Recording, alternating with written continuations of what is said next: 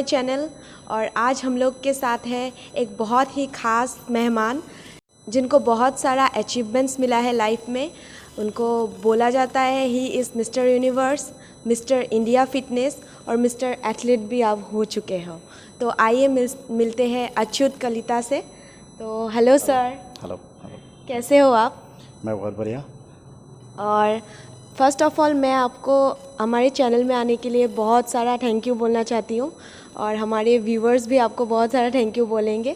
तो फर्स्ट मैं आपसे ये पूछना चाहूँगी कि आपने जो ये अचीवमेंट्स मिला है आपको, वो आपने कहाँ से शुरू किया था? आप बिगिनिंग से बताइए।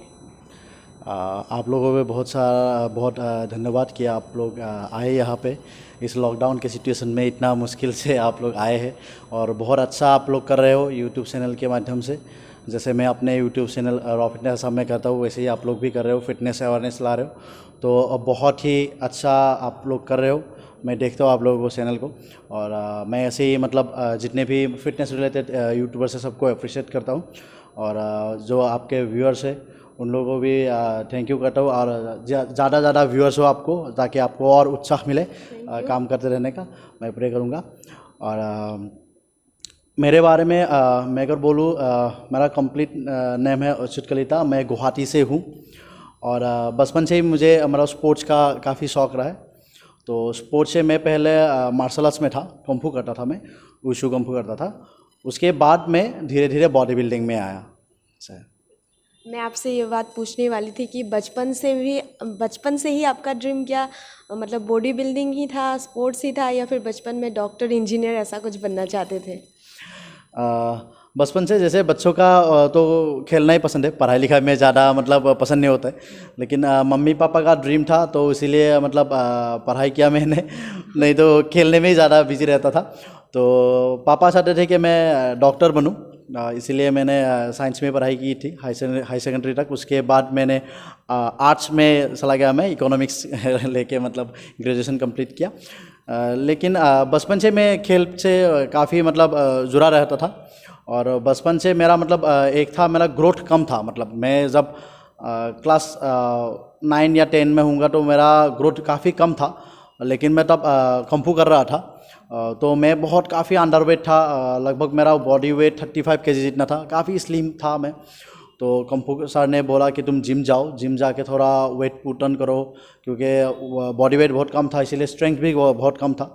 तो तब मैंने जिम ज्वाइन किया। और जिम ज्वाइन करने के बाद क्या हुआ, मसल बनाने के चक्कर में मैं कुंफू जाना भूल गया। फिर मसल बनाते ही मैं जिम में रह गया और बाद में ऐसे ऐसे बॉडी बिल्डर बन गया। अच्छा, तो फिर आपने कुंफू से स्टार्ट किया था, कुंफू स्पोर्ट्स से स्टार्ट किया था। कुंफू में आपका अचीवमेंट्स कुछ? कुंफू में मैं स्टेट लेवल तक खेला हूँ और स्टेट लेवल तक खेला हूँ। मैंने स्टेट में बेस्ट फाइटर अवार्ड जीता था और स्टेट में मुझे गोल्ड मेडल भी मिला था। उसके बाद नेशनल का प्रिपरेशन कर रहा था मैं। तो नेशनल प्रिपरेशन के बीच में सर ने एडवाइस किया था कि अगर जिम जाओगे तो स्ट्रेंथ बढ़ेगा, क्योंकि कुंफू में हम लोग इक्विपमेंट्स वगैरह नहीं होते हम लोग। तो फिर हम सिर्फ एक ओपन ग्राउंड में प्रैक्टिस करते थे।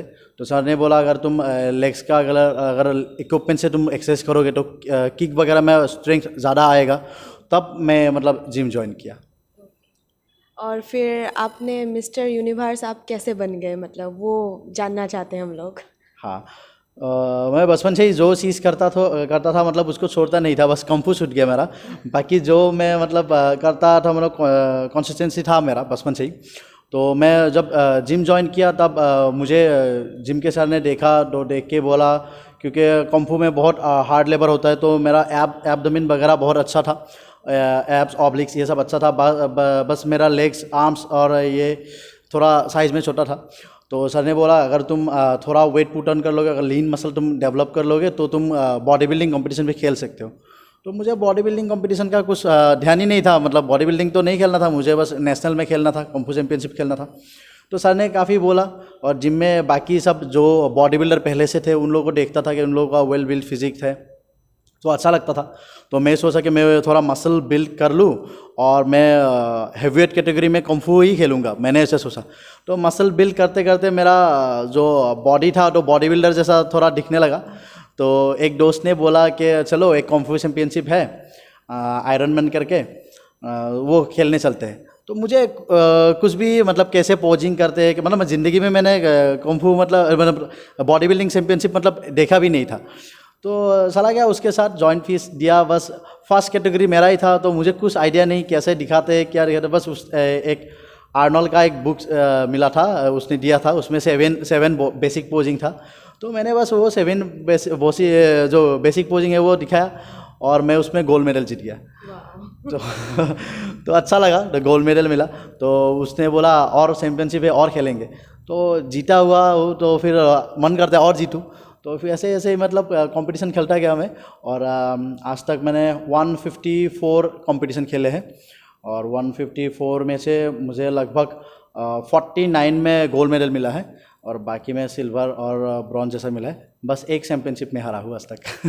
वाओ, तो ये बहुत बड़ा बात है कि आपने इतना सारा कॉम्पिटिशन्स खेला है लेकिन सिर्फ एक में ही आप हारे हो, बाकी सब में आपको कुछ ना कुछ तो मिला ही है। आपको बेसिक्स भी नहीं आता था, फिर भी आपने बहुत कुछ किया है।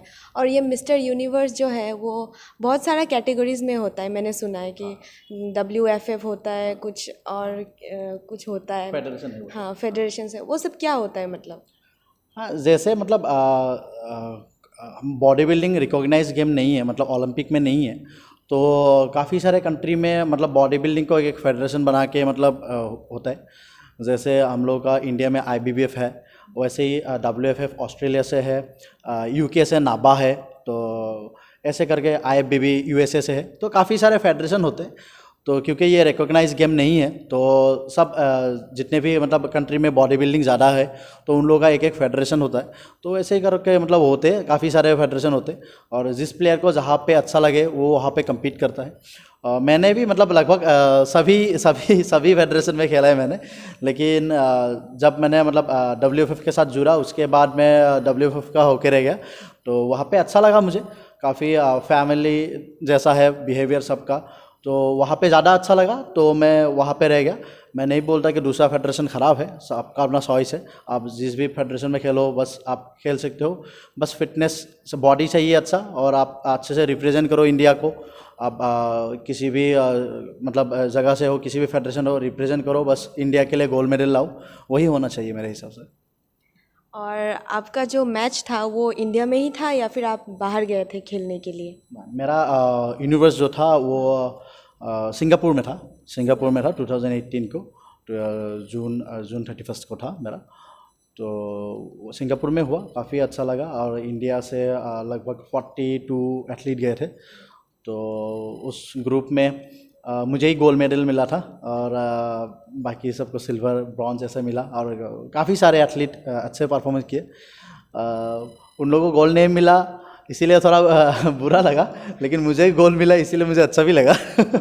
और मेरा कैटेगरी जो था वो स्पोर्ट्स मॉडल कैटेगरी था।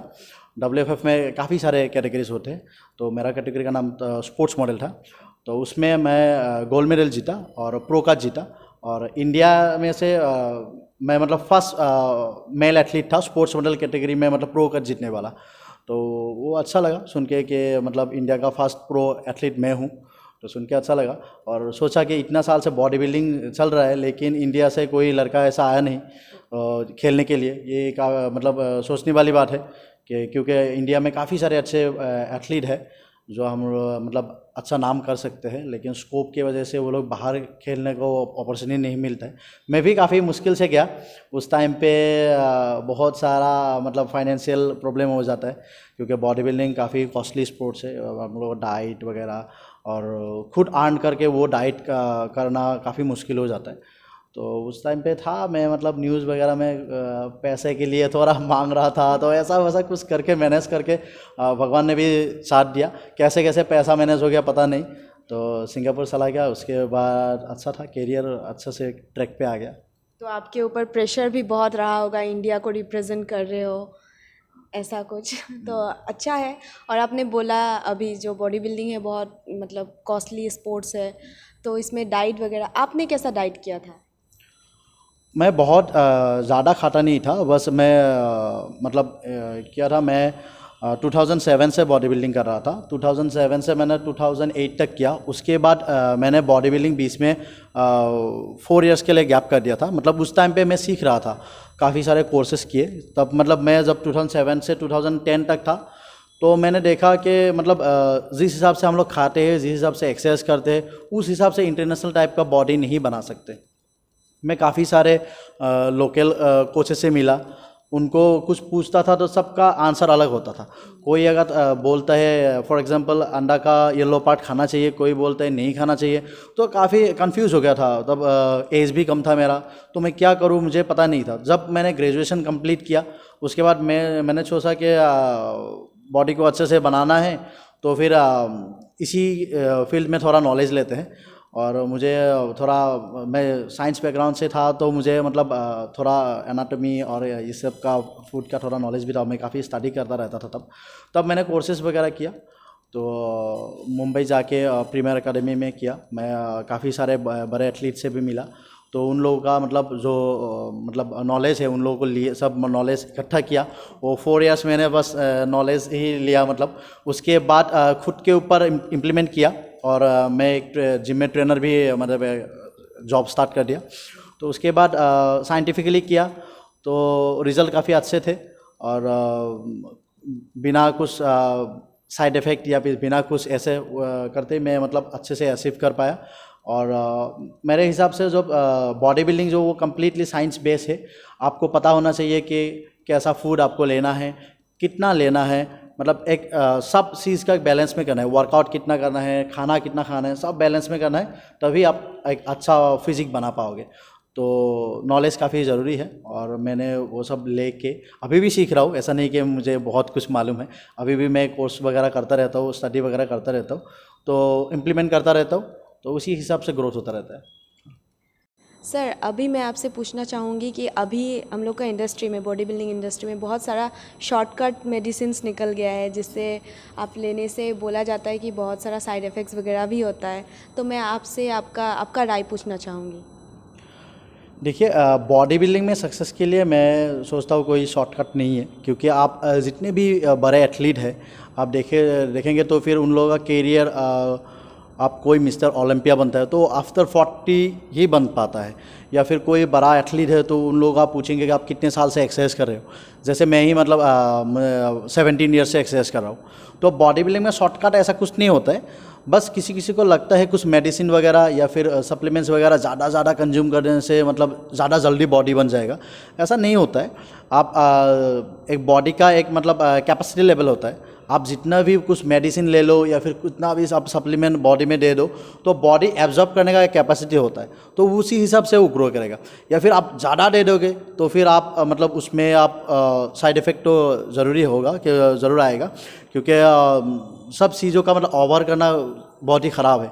आप अगर चिकन भी अगर आपको बोला जाता है कि आप 200 ग्राम चिकन लो, लेकिन आप चाहते हो कि अगर मैं 200 ग्राम चिकन डेली लेने से अच्छा है मैं आज 2-3 केजी चिकन खा लेता हूँ, तो फिर मुझे और ज़्यादा जल्दी बॉडी हो जाएगा। तो ऐसा नहीं होता है। सब चीज़ों का सप्लीमेंट्स हो या फिर कुछ मेडिसिन हो या फिर आप फूड हो, तो सब बैलेंस में खाना पड़ता है।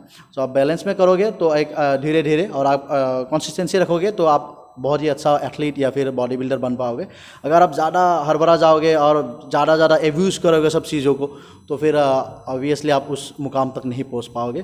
क्योंकि आज तक ज़्यादा मतलब हड़बड़ा के या फिर कुछ फास्ट मतलब ऐसा करके शॉर्टकट करके कोई भी वो लेवल अचीव नहीं कर पाया। सर, अभी हमारा व्यूअर्स के लिए आप बता दीजिए थोड़ा आपका शेड्यूल, वर्कआउट शेड्यूल जो कैसा होता है, कितना टाइम आप वर्कआउट करते हो वगैरह। एक्सरसाइज का क्या है, इसी सवाल से एक जुड़ा हुआ मेरे मन में एक आया हो, इसलिए बोल रहा हूँ। एक्सरसाइज का क्या है, काफ़ी सारे आजकल यंगस्टर है जो यूट्यूब में वर्कआउट वीडियो देखते हैं, किसी दूसरा का प्लान देखते हैं। तो ऐसा नहीं है। मैं अपना शेड्यूल बोलूँगा, वो किसी के बॉडी के लिए सूटेबल नहीं भी हो सकता है। तो फिर सबके बॉडी के हिसाब से जैसे फूड अलग अलग होता है, वैसे ही मतलब वर्कआउट शेड्यूल भी सबका अलग अलग होता है। तो आप किसी का जैसे आप पकड़ लिया, कोई हैवी वेट बॉडी बिल्डर है, वो बहुत हैवी उठा रहा है, लेकिन कोई एकदम लीन लड़का वो भी मतलब हैवी उठाने की कोशिश करता है, इंजरी वगैरह हो जाता है। तो किसी दूसरा का फॉलो मत कीजिए, अपने बॉडी को पहले समझिए, उसके बाद अपने हिसाब से आप शेड्यूल बना सकते हो। और मेरा शेड्यूल ऐसा रहता है, आपने जैसे पूछा, तो मेरा शेड्यूल ऐसा रहता है, मैं सुबह 6 को उठ जाता हूँ क्योंकि मुझे जिम आना होता है, क्योंकि मेरा जिम एक प्रोफेशन है, तो मेरा 2 जिम है गुवाहाटी में। तो मैं सुबह 6 को उठ के मतलब एम्प्टी स्टमक में मैं पहले जिम आता हूँ। आके मैं 30 मिनट्स कोई भी साइकिलिंग या फिर कोई ऐसा मतलब एक्टिविटी करता हूँ। उसके बाद में प्रोटीन शेक वगैरह ऐसा लेता हूँ। उसके बाद ब्रेकफास्ट लेता हूँ। उसके बाद दिन भर काम वगैरह ऐसे करता हूँ, और इवनिंग टाइम को मैं फिर से मतलब फ्री होके फ्रेश होके फिर से मैं वर्कआउट करता हूँ, वेट ट्रेनिंग वगैरह करता हूँ, और रात को थोड़ा जल्दी सोने का कोशिश करता हूँ। अभी जैसे बिज़नेस वगैरह कर रहा हूँ तो फिर रात को थोड़ा लेट हो जाता है, लेकिन जितना भी कोशिश करता हूँ कि जल्दी जल्दी मैं मतलब सो जाऊँ, क्योंकि सुबह अर्ली मॉर्निंग को फिर से उठना है। और एक बात आपसे पूछना चाहूँगी कि बोला जाता है कि जब हम लोग हैवी वेट उठाते हैं तब हम लोग का बॉडी जो होता है वो बल्क में चला जाता है, और अगर आप लाइट वेट ज़्यादा रेप्स करते हो तो आपका बॉडी कटिंग में आता है। तो आप क्या बोलना चाहोगे इसके बारे में? सिर्फ वर्कआउट से बॉडी बल्क या फिर शेप में नहीं ला सकते, क्योंकि उसमें ज़्यादा रोल आपका फूड, आप कैसा लाइफस्टाइल करते हो उसके ऊपर है। कोई क्या होता है जिम में सिर्फ 1 आवर पूरा 100% देता है, बहुत अच्छा एक्सरसाइज करता है, लेकिन बाहर जाके भूल जाता है कि उसका डाइट ख़राब हो जाता है, फिर रेस्ट नहीं करता है या फिर अच्छे से बैलेंस नहीं कर पाता है बाकी लाइफस्टाइल।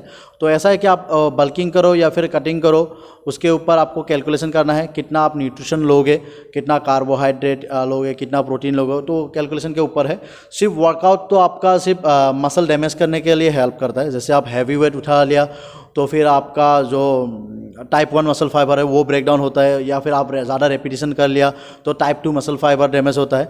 लेकिन उसको रिपेयर करने के लिए वर्कआउट से हम सिर्फ मसल डैमेज करते हैं, तो रिपेयर के लिए हमको sufficient protein, water, healthy fats, micronutrition सब बैलेंस में चाहिए, तभी आपका बॉडी बिल्ड होगा। तो आपके गोल के हिसाब से है, जैसे वर्कआउट शेड्यूल वगैरह बना देते हैं, क्योंकि ज़्यादा रेपिटेशन या फिर कुछ ऐसे हाई इंटेंसिटी एक्सरसाइज में ज़्यादा कैलोरी बर्न होता है, तो ऐसे वाले एक्सरसाइज सिलेक्ट किया जाता है जिसमें कैलोरी बर्न ज़्यादा हो, तो इसीलिए उस टाइम पे बॉडी फैट लॉस ज़्यादा करता है। और हैवी वेट ट्रेनिंग में मसल हाइपरट्रोफी के लिए अच्छा है, तो स्ट्रेंथ बिल्डिंग के लिए अच्छा है। तो हैवी वेट ट्रेनिंग उसी टाइम पे किया जाता है जिसमें आपको मतलब मसल हाइपरट्रोफी करना हो या फिर आपको स्ट्रेंथ बिल्डिंग करना है, तो उस टाइम पे हैवी वेट ट्रेनिंग करते हैं। मतलब दोनों चीज़ें ही इम्पोर्टेंट है, आपको कंबाइन करना है। आप अगर 10 to 15 days heavy weight training कर रहे हो, उसके बाद आपका स्ट्रेंथ लेवल बढ़ गया है लेकिन मसल एंडोरेंस लेवल कम हो जाता है, तो मसल एंडोरेंस के लिए फिर से आपको रेपिटेशन ट्रेनिंग करना है, तो इसे शेड्यूल में बना के करना चाहिए। आप सिर्फ हैवी वेट कर रहे हो ऐसा नहीं है, आपको सिर्फ रेपिटेशन कर रहे हो ऐसा भी नहीं है, आप दोनों मिला के करना चाहिए। 10 डेज अगर आपने ये कर लिया तो 10 डेज आप हाई रेपिटेशन वाला एक्सरसाइज करना चाहिए। ओके, थैंक यू, आपने बहुत सारा इन्फॉर्मेशन दिया हम लोग को। और एक बात मैं अपने व्यूअर्स को बताना चाहूँगी कि सर का गुवाहाटी में 2 जिम है, तो जिम मैं दिखा दूँगी, वीडियो के लास्ट में एक वीडियो डाल दूँगी, शॉर्ट वीडियो। तो मैं सबको बोलना चाहूँगी कि आप इस जिम में आइए, बहुत अच्छा है, और सर भी ट्रेन करेंगे आपको, तो आपके लिए बहुत अच्छा होगा। और last but not the least sir, आप कुछ बोलना चाहेंगे हमारे व्यूअर्स को?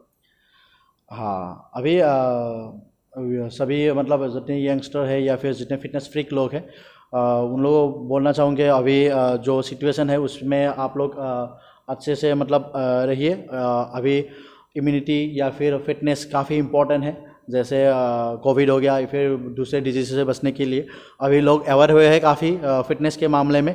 तो आप भी फिट रहो, आप जिम में आके एक्सरसाइज कर सकते हो या फिर आप घर में रहकर भी एक्सरसाइज कर सकते हो।